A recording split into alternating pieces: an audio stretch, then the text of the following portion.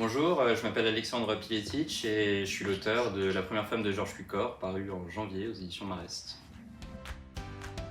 Je dirais que c'est un double portrait. C'est d'abord le portrait d'un cinéaste qui est relativement connu, qui s'appelle Georges Cukor, qui est un des plus grands noms de l'âge classique hollywoodien. C'est aussi le portrait d'une de ses actrices qui est un peu oubliée aujourd'hui, qui s'appelle Constance Bennett, et qui a tourné avec lui en tout 5 films.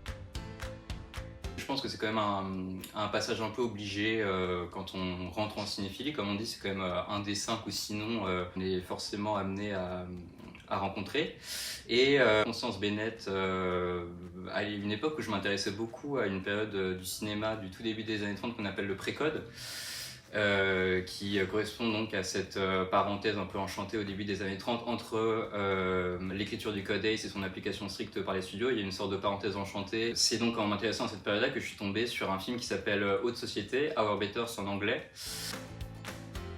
Je trouvais que dans son jeu, il y avait quelque chose d'assez fascinant qui était à la fois la quintessence de cette époque-là, donc du début des années 30, et en même temps il y avait quelque chose dans son jeu qui était étrangement anachronique et je dirais même presque contemporain. Il y avait quelque chose chez elle, une sorte de distanciation ou de maniérisme, moi, qui me passionnait et qui rentrait en écho très fort avec le cinéma de Cukor de manière générale, qui est un cinéma qui s'est beaucoup intéressé à la question de l'acteur. Elle a vraiment contribué à forger pour Cukor une sorte de modèle comme ça qu'il a continué à travailler jusqu'à la fin de sa carrière.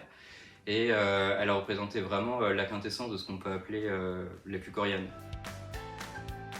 Bonne question, peut-être un peu des trois à la fois. Je dirais femme forte parce qu'elle a vécu vraiment la vie d'une femme libre à son époque. Femme objet parce que quoi qu'on en dise, il y avait quand même dans les films du pré-code, malgré toute leur liberté, il y avait quand même le contre-coup d'une morale bourgeoise qui objectifiait quand même un peu les femmes. Femme intemporelle, oui, pour moi elle l'est clairement.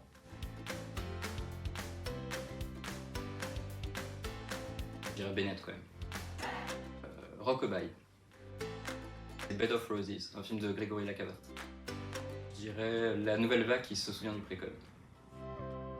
Remaker What Price Hollywood, voilà, plutôt que remaker A Star Is Born, qui est déjà le remake de What Price Hollywood, mais revenir au départ, quoi.